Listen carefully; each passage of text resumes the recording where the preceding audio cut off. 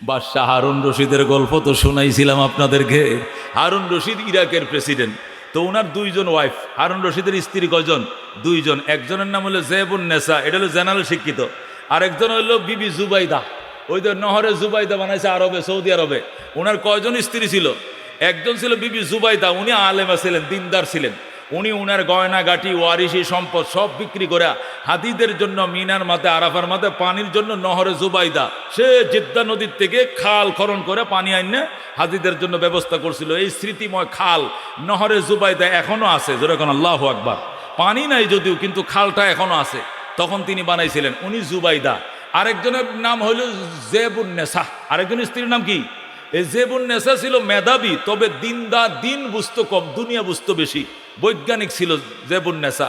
তো প্রেসিডেন্ট তো একটা দিনদার স্ত্রী বিয়ে করছে, একটা দুনিয়াদার স্ত্রী বিয়ে করছে। দুইটারে দুই উপদেষ্টা বানাইছে হারুনের জন্য। হারুন রশিদ রহমতুল্লাহ আলাই, উনার যে বাসভবন ছিল ইরাকের বাগদাদে, যে বাসভবন ছিল, এই বাসভবনটার কিনারেই আব্দুল্লাহ ইবনে মুবারক রহমতুল্লাহ আলাই, উনি বড় আলেম ছিলেন। ওনার একটা মাদ্রাসা ছিল।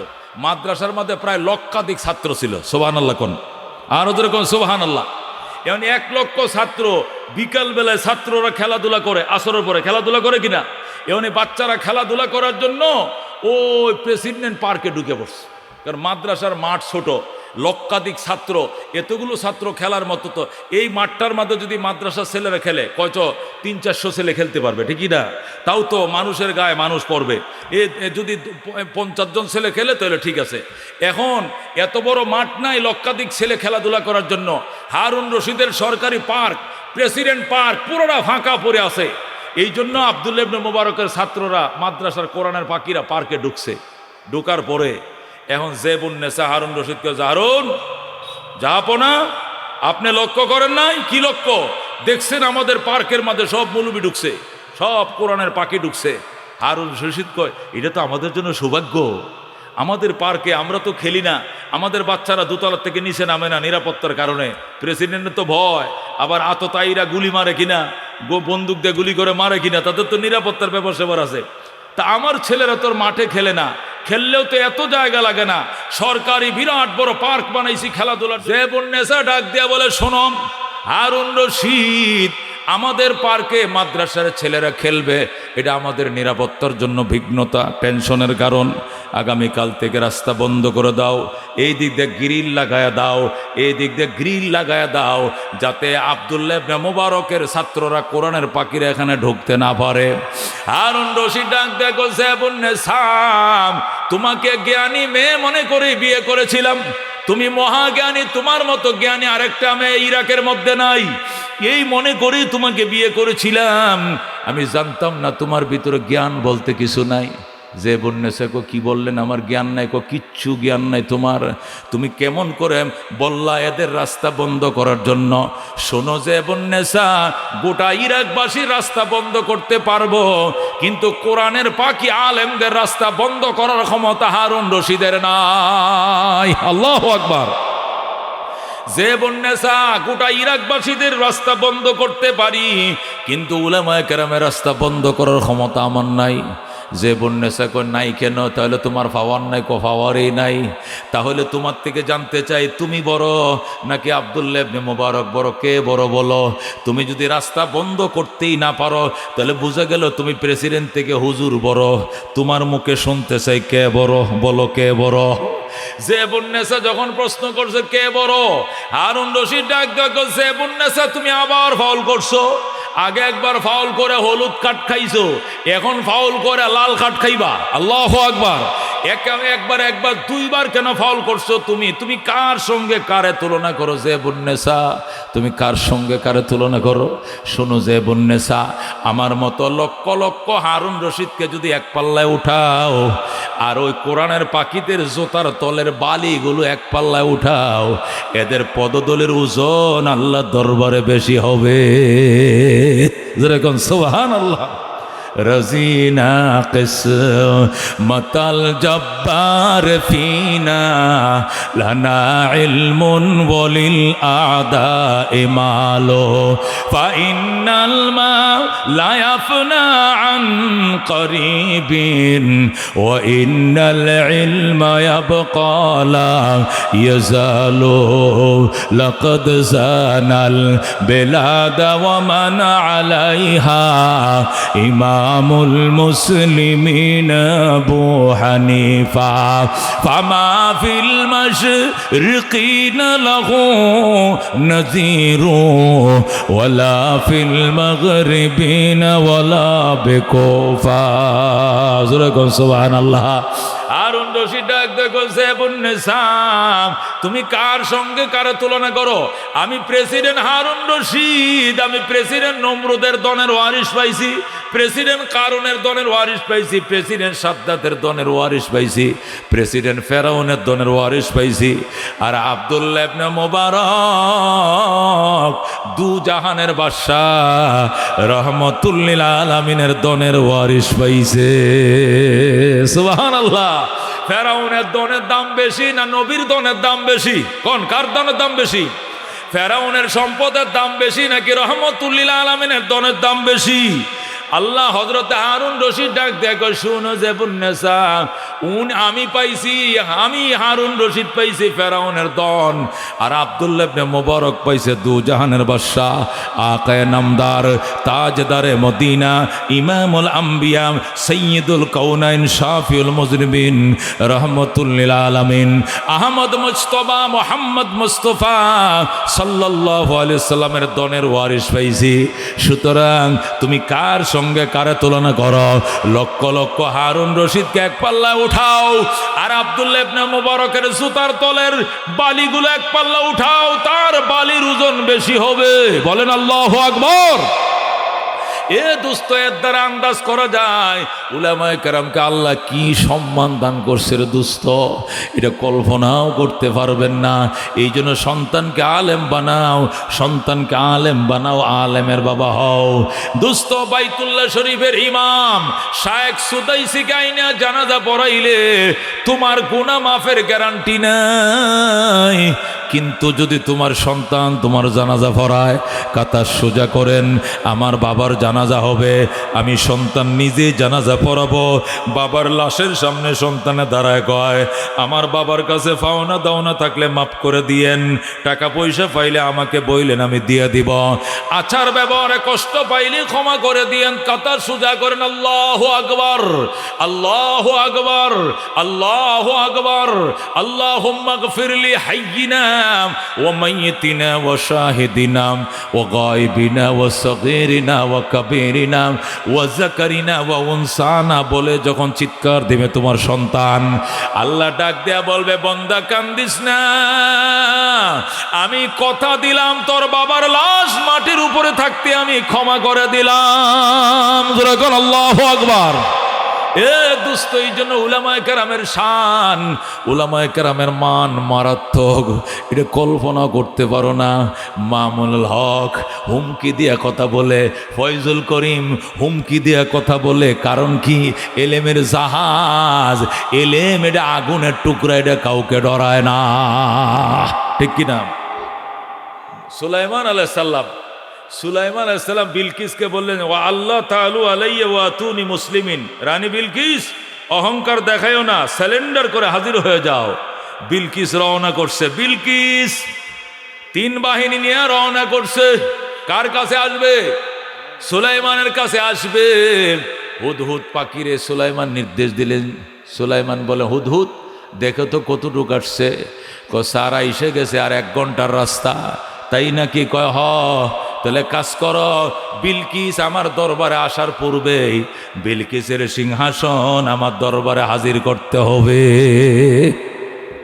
কে পারবা দাঁড়াও জিন ইনসান দুনো জাতি সুলাইমানের পাশে আছে কে পারবা বিলকিস আমার দরবারে পৌঁছার আগেই বিলকিসের সিংহাসন 7 তলা ভবন এটা আমার সামনে উপস্থিত করতে হবে কলা ইফরিতুম মিনাল জিন্নে জিনের মধ্যে শক্তিশালী একটা জিন তার বয়স ছিল 2500 বছর কয় হাজার 2500 বছরের জিন ইফরিত সে দাঁড়াইছে, বলে আল্লাহু আকবার।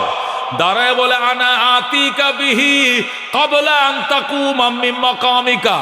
ও সভাপতি সাহেব বাদশাহ সুলাইমান, আমি বিলকিসের সিংহাসন আনতে পারবো, আপনি আসন অলঙ্করণ শেষ করার পূর্বে আনতে পারবো। আপনি যে আসন অলঙ্কিত করেছেন কতক্ষণ বসবেন? কয় আমি বসবো আধা ঘন্টা। তাহলে বিলকিসের সিংহাসন আনতে লাগবে 20 মিনিট। সুলাইমান বলে 20 মিনিটে হবে না, আরো আগে 20 সেকেন্ডের ভিতরে আনতে হবে। ইফরিত কয় 20 সেকেন্ডে পারবো না, এর আগে সম্ভব নয়। প্রায় 1600 কিলোমিটার জর্ডান থেকে ওই ইয়েমেনের সাবা যেখানে ছিল বিলকিস, এটাকে বলে সাবা, ইয়েমেন দেশের অধীনে সাবা নগরী। আর সুলাইমান থাকতেন জর্ডানের আম্মানে। জর্ডানের আম্মান ছিল সুলাইমানের রাজধানী। সেই সাবার থেকে আম্মানের দূরত্ব ছিল 1600 কিলোমিটার। আল্লাহু আকবার। সুলাইমান আলাইহিস সালাম বলেন, কে আনতে পারবা? কে পারবা বিলকিসের সিংহাসন আনতে? ইফরিত কয় আমি পারবো, আধা ঘন্টা লাগবে। সুলাইমান কয় হবে না, আধা সেকেন্ডের ভিতরে আনতে হবে। জিন ফরিদেও দানব বলে আমরা পারবো না, এটা আমাদের সম্ভব না। সুলাইমান কয় ভয় তোরা ভয়, এ ইনসান দাঁড়াও, কে পারবা দাঁড়াও, ইনসানকে পারবা দাঁড়াও। সুলাইমান আলাইহিস সালামের আপন খালতো ভাই হযরত আসিফ ইবনে বারখিয়া, বলেন আল্লাহু আকবার। হযরত আসিফ ইবনে বারখিয়া সুলাইমান আলাইহিস সালামের আপন খালাতো ভাই, সে পাশে বসা ছিল, সে লাফ দিয়ে দাঁড়াইছে। আল্লাহু আকবার। ভাইয়া আমি পারবো। কে পারবে? আমি পারবো। কতক্ষণ লাগবে? আনা আতিকা বিহি ক্বাবলা আন ইয়ারতাদ্দা আলাইকা তরফুকা। আমি বিলকিসের সিংহাসন এনে দিতে পারবো, তোমার চোখের পাতা বাড়ি দিতে দেরি হবে, বিলকিসের সিংহাসন আনতে দেরি হবে না। আল্লাহু আকবার। সুলাইমান আলাইহিস সালাম কই কি বলস তুই?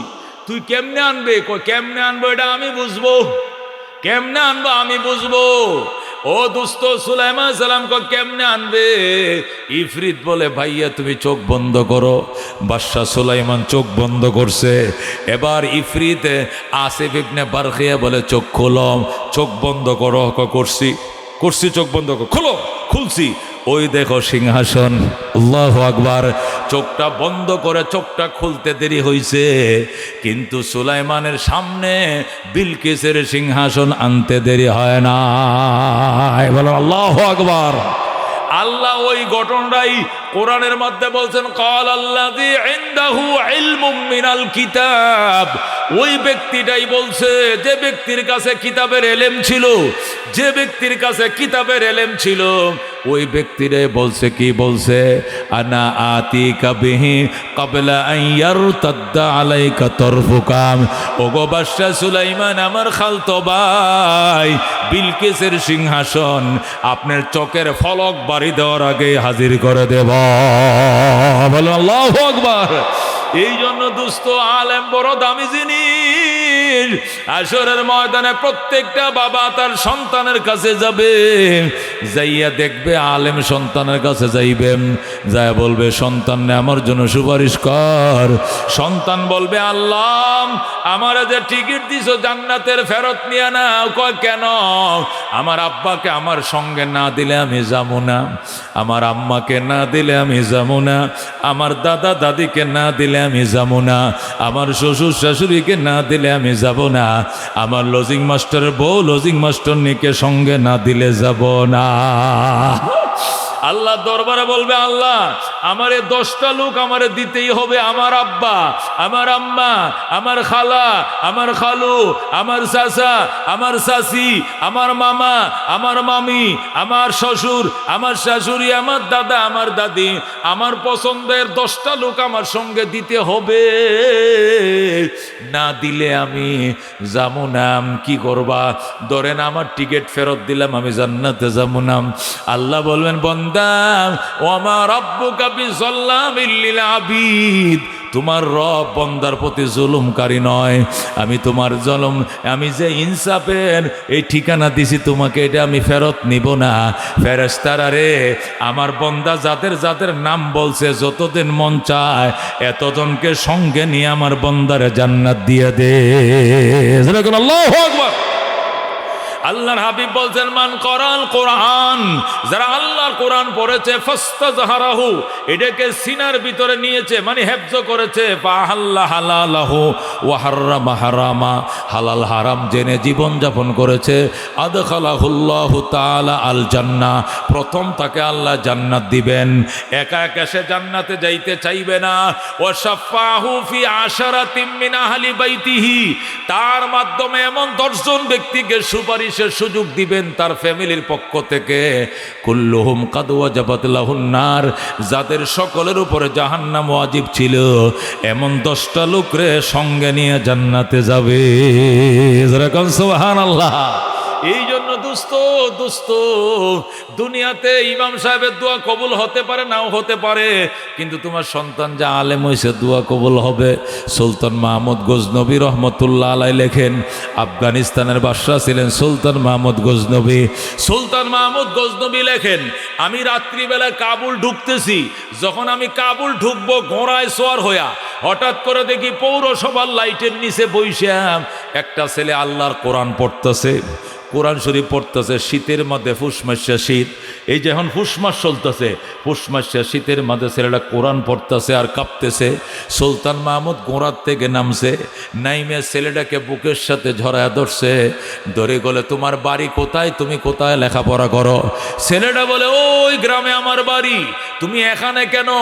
আমার হারিকেন নাই, আমি এতিম, আমার বাবা নাই, এই জন্য আমার ছাত্র ভাইদের হারিকেনের মধ্যে ভরি। ছাত্র ভাইরা 10টা বাজে যখন শুয়ে যায়, তার হারিকেন নিভায় ফালায়, তখন আমি এই সরকারি লাইটের নিচে আইসে বইসে পড়ি। সুলতান মাহমুদ কয়তো ঘোড়ার উপরে ওঠ, ছেলেটাকে ঘোড়ার উপরে উঠাইয়া রাজ দরবারে নিয়ে গেছে, নিয়ে নিজের গদির মধ্যে ছেলেটাকে বসাইছে। বসায় কয়, বাবা আজকের থেকে তুমি আফগানিস্তানের বাদশাহ। আল্লাহু আকবার। ছেলে ডাক দিয়ে কয়, আঙ্কেল আমার বাদশাহী দরকার নাই, আমি আল্লাহর কোরআনের বাদশাহ হতে চাই, আমি আল্লাহর কোরআনের হাফেজ হতে চাই, আমারে পৌঁছায় দিয়ে আসেন। সুলতান মাহমুদ কয়, তুমি বলো হারকেন কিনলে কয় টাকা লাগে? 5 টাকা। দিলাম 5 টাকা। তোমার শীতের কাপড় কিনলে কয় টাকা লাগে? 5 টাকা। দিলাম আরো 5 টাকা। এইভাবে তোমার হারিকেনের কেরাসিন কিনলে কয় টাকা লাগে? 5 টাকা। দিলাম 5 টাকা। এইভাবে 1 বছরের টাকাটা একটা ক্ষতির ভিতরে, তলের ভিতরে ঢুকাইছে। আগের দিনে কাপড় দিয়ে ক্ষতি বানাইতো, মনে আসেনি? কোমরে বান্ধে রাখতো, আজ মনে আছে না মুরব্বীরা? মনে আছে? ওই এরা আপনার দেশে কি কয়? তবিল কয়। তবিল, তবিল, হ্যাঁ তবিল। তবিল কয়। আমগো দেশে কয় ক্ষতি, কোনো জায়গায় কয় খলতা, তলে থলে ইত্যাদি। কাপড় দেওয়া বানাইতো, কোমরে ব্যাপারীরা কোমরে বান্ধে রাখতো। কথা ঠিক কিনা? ওই থলের ভিতরে, তবিলের ভিতরে সুলতান মাহমুদ গজনবী 1 বছরের খরচার টাকাটা ঢুকাইছে। ঢুকায় ছেলেটার কোমরে বাঁধছে, বান্ধিয়া উজিরকে বলছে ঘোড়াটা দিয়ে ছেলেটাকে মাদ্রাসায় পৌঁছায় দিয়ে আসো, শিবরামপুর উত্তরগ্রাম পৌঁছায় দিয়ে আসো। ছেলেটাকে নিয়ে উজির যায়। সুলতান মাহমুদ ছেলেটার কপালে চুমু দিছে আর বলছে, বাজান আমার এই গদিটার থেকেও তোর কপালটা আল্লাহর কাছে দামি। এ আফগানিস্তানের বাদশাহ আমি, আমার বাদশাহীর যে গদিটা আছে, গদিটার চেয়েও তুই এতিমের কপালটার দাম বেশি, তুই কোরআনের হাফেজ। বাজান রে, তুই যাইয়া মাদ্রাসায় পৌঁছার পর 2 রাকাত নামাজ পড়ে আমার জন্য একটু দোয়া করিস। ছেলে কো, আঙ্কেল কি দোয়া করতাম? কি দোয়া? কি দোয়া? দোয়া কইর 12 বছর পর্যন্ত নবীকে স্বপ্ন দেখার জন্য কান্দি, কিন্তু আল্লাহ নবীরে স্বপ্ন দেখার ভাগ্য আমার দেয় না, আমি নবীরে স্বপ্ন দেখতে পাই না। দোয়া কইর আল্লাহ যেন নবীরে দেখার ভাগ্য খুলে দেয়। আল্লাহু আকবার। ছেলেটা কয়, ঠিক আছে দোয়া করব। আর কি দোয়া করব? আরেকটা দোয়া কইর বাবা, আল্লাহ রাব্বুল আলামিনের দরবারে ভালো মানুষ আমি খুঁজে পাই না, 1 নম্বর মানুষ পাই না, সব সিটার আর বাটপার। ভালো মানুষ যদি পাই তাহলে ওনার জুতাটি সারা জীবন সোজা করব আমি। এই জন্য ভালো মানুষের সাথে আল্লাহ যেন মোলাকাত করায় দেয়, সাক্ষাৎ করায় দেয়। ছেলেটা কয়, ঠিক আছে আঙ্কেল যান, আপনি ঘুমান, আমি চলে যাচ্ছি মাদ্রাসায়। সুলতান মাহমুদ গজনবী ঘুমায় পড়ছে। ছেলেটা গেছে মাদ্রাসায়, উজির মাদ্রাসায় পৌঁছায় দিছে। পৌঁছায় দেয়া গোড়া নিয়ে চলে আসছে।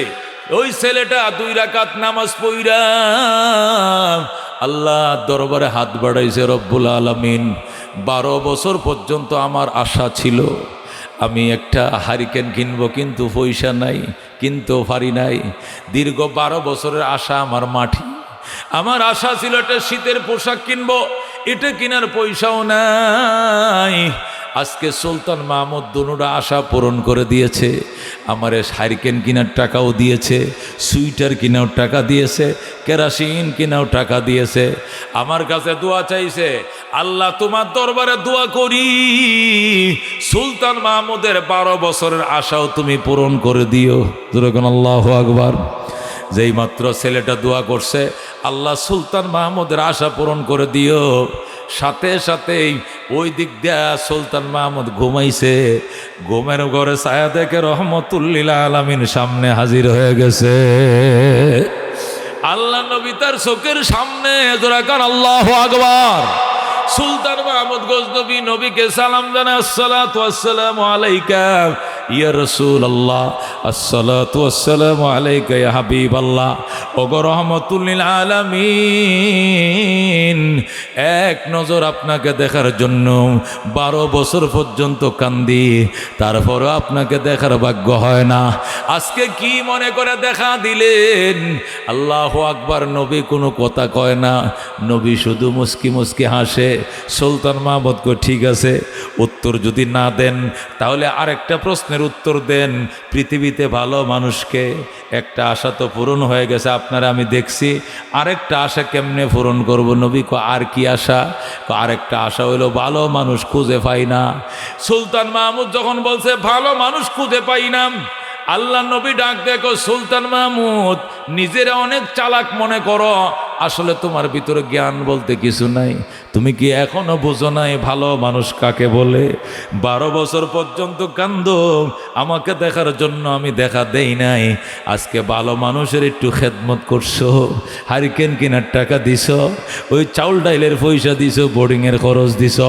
ছেলেরা যখন হাতটা বাড়ায় দিছে, আমি নবী মদিনায় টিকতে পারি না। তুমি কি এখনো ভালো মানুষ পাও নাই? আমি তো দুনিয়াতে হাদিস বলে আসছি, খাইরুকুম মান তাআল্লামাল কুরআন ওয়া আল্লামা। তোমাদের মধ্যে সবচেয়ে ভালো মানুষ ওই ব্যক্তি যে ব্যক্তি নিজে কোরআন শিখে অন্যরে শিখায়। যেরকম আল্লাহু আকবার। এরাই ভালো মানুষ, যে নিজে কোরআন শিখে অন্যরে শিখায়। এর চেয়ে ভালো মানুষ আর দুনিয়াতে কেউ নাই। কথা কোন ঠিক কিনা দোস্ত? সুলতান মাহমুদ গজনবী রহমতুল্লাহ আলাইহি নবীর কাছে ক্ষমা চাইছে। চাওয়ার পর তার ঘুম ভেঙে যায়। সকালবেলা ঘুম থেকে উঠছে, ওইটা মন্ত্রী পরিষদ উজির নাজির ডাকছে, ডাইকে আসো আসো, আজকের থেকে সমস্ত আলেম ওলামা, মসজিদের ইমাম, মুয়াজ্জিন, মাদ্রাসার হুজুর সবাইকে সরকারিভাবে বেতনভুক্ত করে দেওয়া হলো। ওই সুলতান মাহমুদ গজনবী ওই স্বপ্ন দেখার পর থেকেই রাষ্ট্রীয়ভাবে, সরকারিভাবে সর্বপ্রথম বেতনভুক্ত করেছেন মসজিদের ইমাম, মাদ্রাসার উস্তাদ, উলামায়ে কেরামকে। কেন? সে ওই দিন বুঝছিল উলামায়ে কেরামের শান, উলামায়ে কেরামের মান। মনের মাঝে শুধু এই বেদনা, আসবে কবে সেই সূর্য সেনা, যারা করবে জারি কোরআনে যে দরায়, যারা করবে জারি কোরআনে যে দরায়, যাদের বাবে আজ এই হতাশা পূরণ করিবে যারা জাতির আশা, তাদেরই পথ ছে আমি অসহায়, করব জারি কোরআনে যে দরায়, যারা করবে জারি কোরআনে যে দরায়। মনের মাঝে শুধু এই বেদনা, আসবে কবে সেই সূর্য সেনা, যারা করবে জারি কোরআনে যে দরায়। যেরকম মারহাবা। এই জন্য দোস্ত বলতেছিলাম উলামায়ে কেরামের শান, উলামায়ে কেরামের মান দুনিয়াতে বুঝলা না, পরকালে ঠিকই বুঝবাম। দোস্ত জান্নাতে যাওয়ার পর আল্লাহ রাব্বুল আলামিন জান্নাতের দারুস সালামের মাঠে সম্মেলন করবেন। ওই সম্মেলনের মধ্যে সমস্ত নবী রাসূলগণ উপস্থিত থাকবে, সব নবী রাসূলগণ প্যান্ডেলে থাকবে, স্টেজের মধ্যে নবী রাসূলরা বসবেন আর সাধারণ জান্নাতীরা নিচে বসবে। আল্লাহ রাব্বুল আলামিন বলবেন জান্নাতীরা সমস্ত নবী রাসূলগণকে দেখো, তখন সব জান্নাতীরা সমস্ত নবী রাসূলগণকে দেখবে। সুবহানাল্লাহ। তোমরা সমস্ত নবীদের উপর ঈমান আনছিলা, ওয়া কুতুবিহি ওয়া রুসুলি, সমস্ত রসুলদের প্রতি ঈমান আনছিলা, কিন্তু সব রসুলগণকে তো দেখো নাই। আজকে সমস্ত নবী রসুলগণকে দেখো, সমস্ত নবী রসুলগণকে তারা দেখবে, তৃপ্তি নিবে।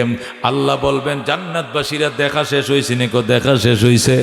এবার তোমাদের কাছে আমার দাবি, তোমরা আরো কোনো কিছু চাও কিনা বলো। জান্নাতীরা বলবে আল্লাহ আর কিছু লাগতো না, সব আমরা পাইছি। আল্লাহ বলবেন দেখো আরো কোনো কিছু বাকি আছে কিনা। জান্নাতীরা বলবে আপনার সন্তুষ্টি বাকি আছে, আপনি সন্তুষ্ট কিনা ঘোষণা করেন। আল্লাহ বলবেন আমি সন্তুষ্ট, এটা ঘোষণার দরকার নাই, আমি তোমাদের প্রতি সন্তুষ্ট বলেই তো তোমরা জান্নাত পাইছো। অন্য কিছু চাওয়া পাওয়ার আছে কিনা থাকলে বলো। জান্নাতীরা বলতে পারবে না। আল্লাহ বলবেন যদি চাইতে না পারো তোমাদেরকে দেওয়া হবে না, চাইলেই পাইবা, চাইলেই পাইবা, না চাইলে পাইবা না। জান্নাতীরা বুঝবে একটা জিনিস রয়ে গেছে, কিন্তু কি জিনিসটা রয়েছে এটা তো আমরা বলতে পারি না। সমস্ত জান্নাতীরা অপারগ হবে, ওটা বলতে পারবে না। তখন আমাদের নবীর দিকে সবাই তাকায়া থাকবে, আমার নবী হাউমাউ করে কান্না শুরু করে দিবে। আল্লাহ বলবেন দুস্ত এটা পরকাল, এটা জান্নাত, এটা দুনিয়া নয়, এখানে কাঁদেন না, চোখের পানি মোছেন। আপনি কাঁদেন কেন? নবী বলবেন আমার উম্মত কাঁদে কেন, এই জন্য আমি কান্দি।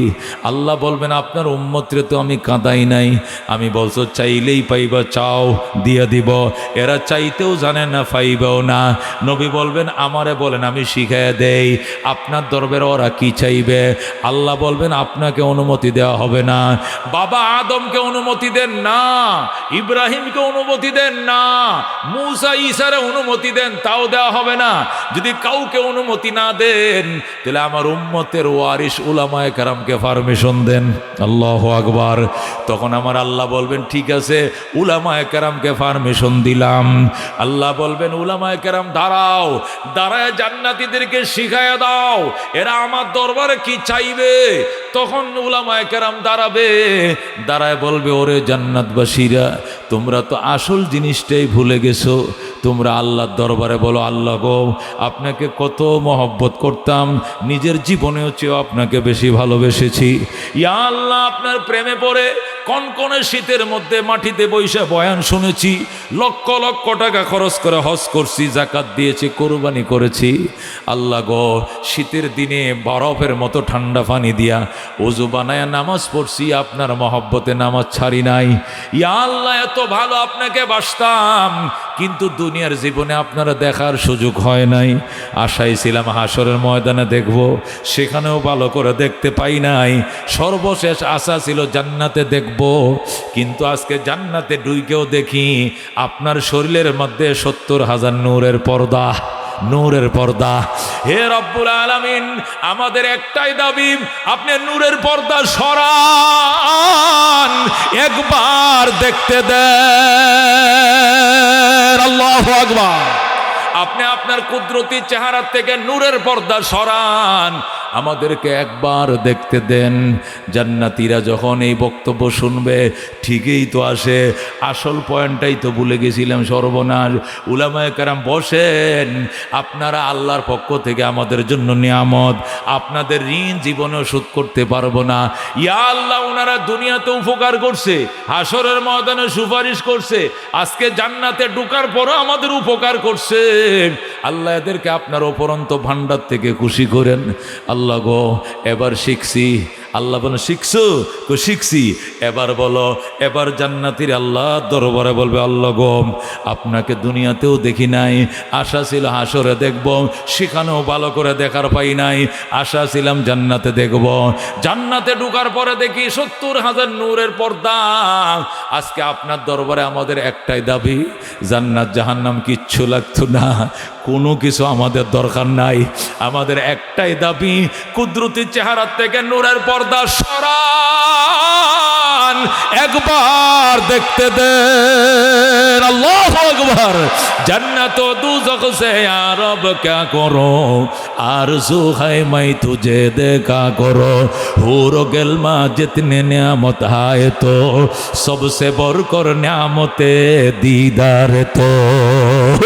ও দুস্থ, সেই মুসিবতের দিনে সুপারিশ করবে, সুখের দিনে পর্যন্ত উলামায়ে কেরাম ওই বিষয়টা শিখিয়ে দিবে যেটা আপনি আর আমি বলতে পারবো না রে দুস্থ।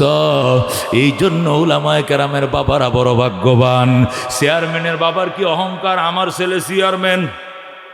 এমপি সাহেবের বাবার কি অহংকার, আমার ফুলা এমপি। মেয়র সাহেবের বাবার কি গর্ব, আমার ছেলে মেয়র। এটা কোনো গর্বের জিনিস নয় বাজান। আল্লাহর কোরআনের হাফেজ যারা হয়েছে এরাই বড় অহংকার, এদের বাবাদের কপাল বড় ভাগ্যবান। এরা একা নয়, এরা 10টা ব্যক্তিকে সুপারিশ করে জান্নাতে নিয়ে যাবে। জোরে কোন আল্লাহু আকবার। ওই উলামায়ে কেরামের সাথে জান্নাতে কারা কারা যাইতে চাই? হাত বাড়াই, হিলিল্লাহ তাকবীর।